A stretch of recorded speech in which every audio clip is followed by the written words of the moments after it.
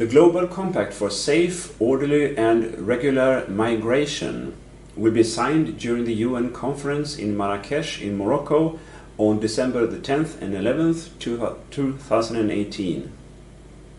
The US, Austria, Australia, Bulgaria, Croatia, Czech Republic, Denmark, Hungary and Poland have already refused to sign it, and Estonia is divided on the issue. Here in Germany, the Alternative for Germany is the only party that campaigns for not signing the agreement. In discussing the compact, I will refer to Stéphane Molyneux's video from November the 16th, where he quotes extensively from the text. It's a great video, but it's fairly long, 1 hour and 17 minutes. I will give what I take to be the most important facts and Molyneux's comments to these here, and also the AFD perspective on why Germany should not sign. If we now have a look at a few of the paragraphs in the compact. The first paragraph states the importance of collecting accurate data. But we don't want any data that shows crimes committed by migrants or their destroying of documents to be able to cross borders, because that's considered racist, Molyneux comments. Number 8 in the compact states, save lives and establish coordinated international efforts on missing migrants, end quote. But that means that if the migrants appear to be in any kind of danger, you send rescue boats to pick them up and take them to Europe, Molyneux says. Exactly how is this to be done? Who's paying and what's the budget? The compact also talks about the migrants' rights to life, not to freedom or the pursuit of happiness. This means that the concept of rights has been corrupted to mean whatever makes the UN bureaucrats feel good by giving migrants things that will cost them nothing, Molyneux says. This so-called right to life is used to defend the so-called search and rescue of migrants. Number 12 in the compact says that, quote, safe, orderly and regular migration works for all when it takes place in a well-informed, planned and consensual manner, end quote. But with consensual they mean the UN bureaucrats themselves. They don't mean the native populations who are clearly against mass migration, but who are not being consulted, Molyneux says. 78% of all European citizens want tighter control of Europe's external borders. 70% of all Europeans believe that a growing Muslim presence in Europe is a problem, and only 8% claim that it's not no threat at all.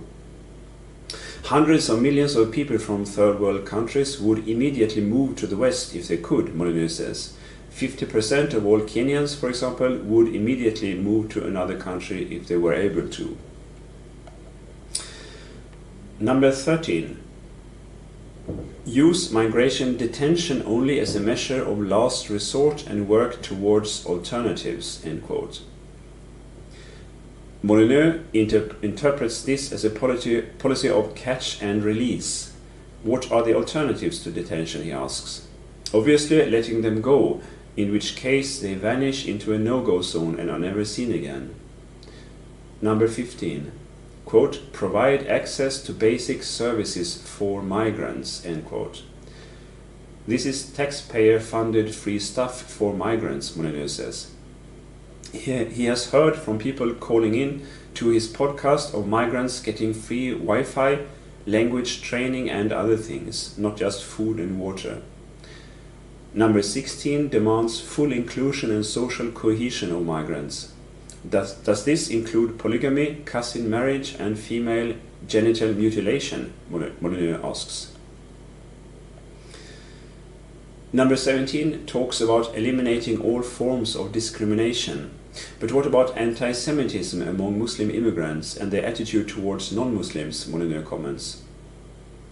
Number 18 demands facilitating mutual recognition of skills, and Molyneux asks if this includes believing a Somalian on his word when he claims to have an education and working experience as a dentist.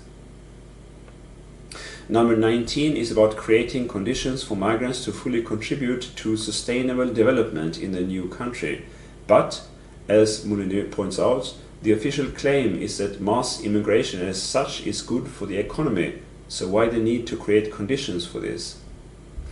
That mass immigration is a benefit to the economy of the host country is completely false, Molyneux says. Here in Germany, 12 Germans have to work to pay for just one migrant living here.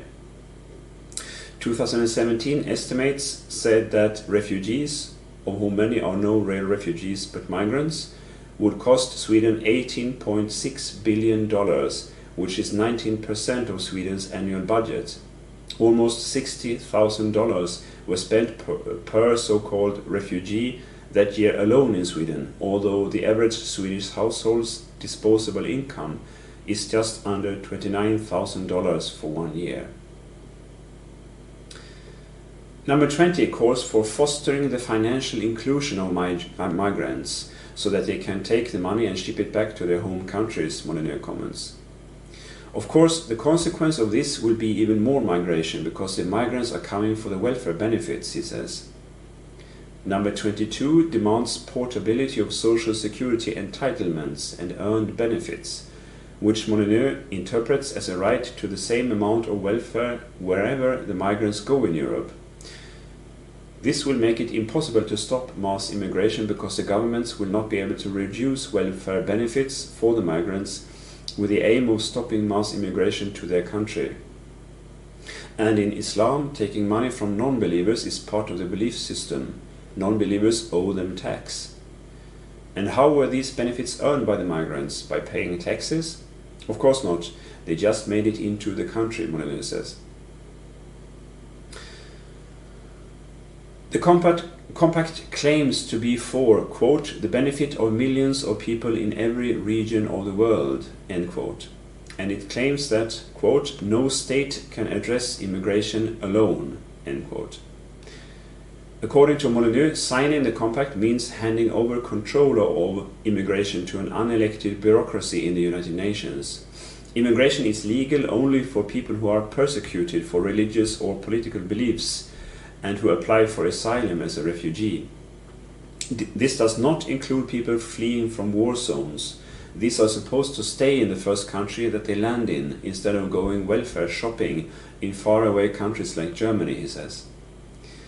Everyone who crosses the border of another country without permission and without being a refugee in the sense stated above does this illegally. By means of the compact, the UN are trying to change this. The migrants shall be able to exercise their so-called human rights through access to basic services and also to legal support, the compact says. And we have to exhaust all other potential legal alternatives before detaining people. This means that we have to provide them with health care, shelter, food, water, and legal representation on the taxpayers' costs. Consequently, we're paying people to break the law, Molyneux says, because they have entered the country without permission, but putting them in jail must be the very last resort. But human rights means the right to property and not to have your person violated through violence. This new definition of rights means that the right to other people's forced labor, Molyneux says, since the taxpayers have to pay. It means exploiting the local population.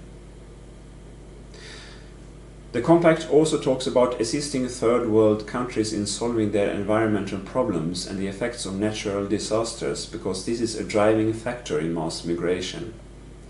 But third world governments are notoriously corrupt, Molyneux says. They regularly drive policies that cause the overuse of resources. Trying to implement the compact will mean that governments in the third world can continue to pursue policies that destroy local resources.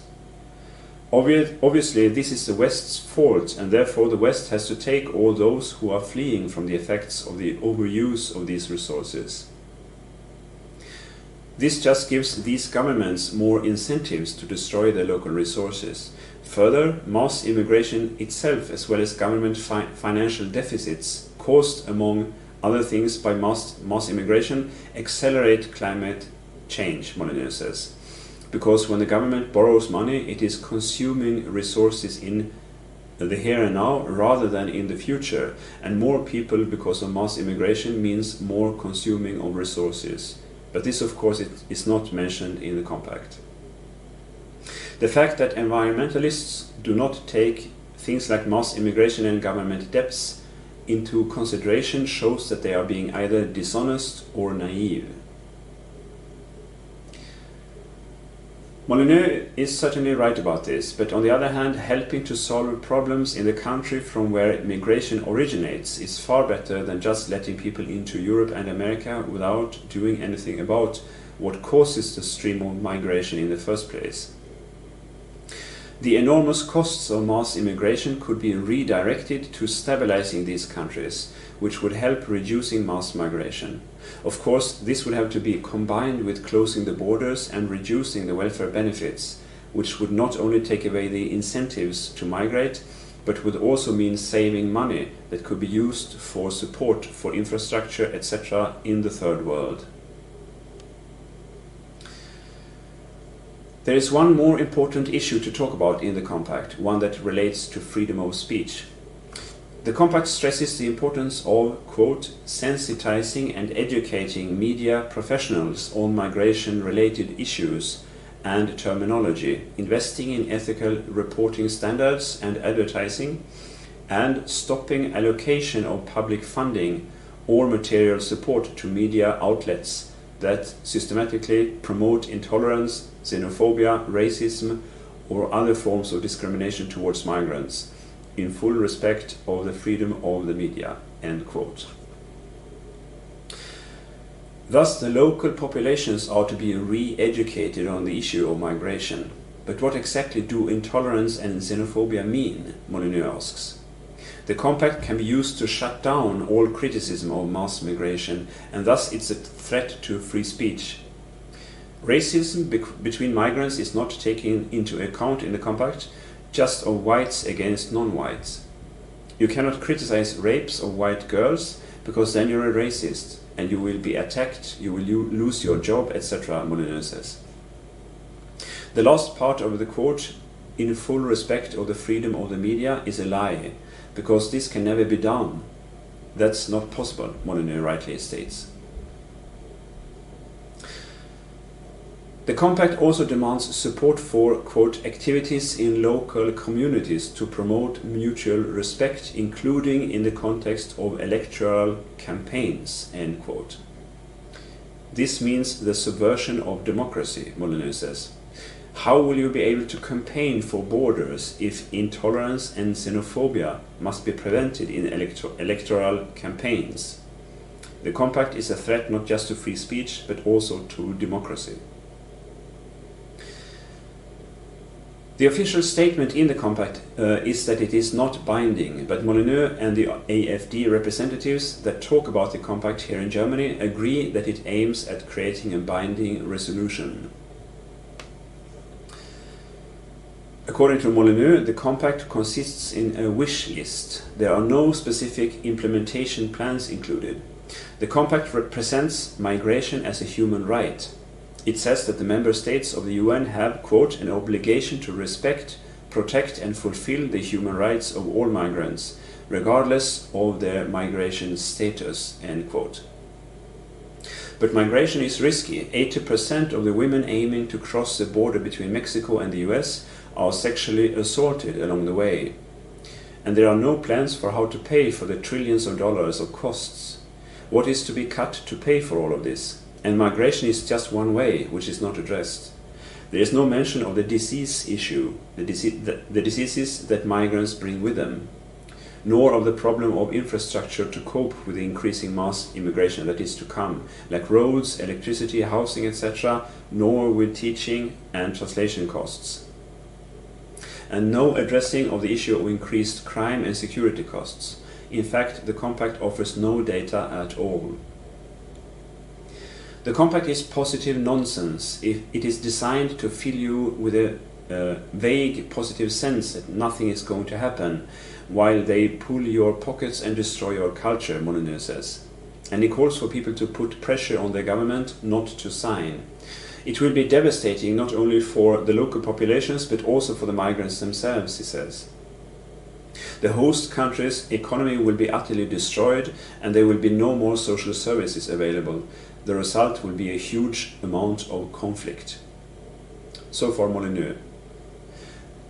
Poland doesn't accept any refugees, in quotes, and there has been no terrorist attacks there, KJ Hopkins says, reporting for the rebel media. In Italy, Matteo Salvini, Secretary of the Interior, refuses to accept the NGO ferry boats across the Mediterranean, bringing half of Libya to Europe, as Hopkins puts it. Hungary rejects migrant quotas and their PM has banned gender studies at colleges, claiming that people are born either male or female. Austria says no to the burqa, and in Sweden the Sweden Democrats are on the rise. According to Hopkins, we're not alone in this fight. We're part of a much larger family that's growing across Europe, prepared to show smart defiance, as she puts it. According to Peter Böhringer, member of the German Federal Parliament and representing the AfD, there has been a one world movement within the United Nations for years.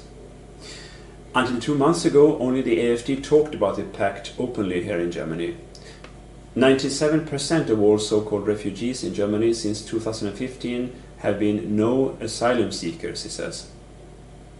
The AfD made a petition in Parliament against signing the compact, but the petition was not published on the German Parliament's official website because it, quote, could have negative effects on the intercultural dialogue, end quote. The AfD is planning to present a request in the Federal Parliament for Merkel not to sign the compact. However, so far the government's stance towards the compact has been a clear yes. There is enormous pressure from the international state community on Germany to sign the compact, but the international rejection of the compact is growing day by day, he says. The United Nations is dominated by socialists. What we need is an international of free peoples, rejecting things like the compact. This week I will visit a few AfD events concerning the compact and I will report on them. Stay tuned.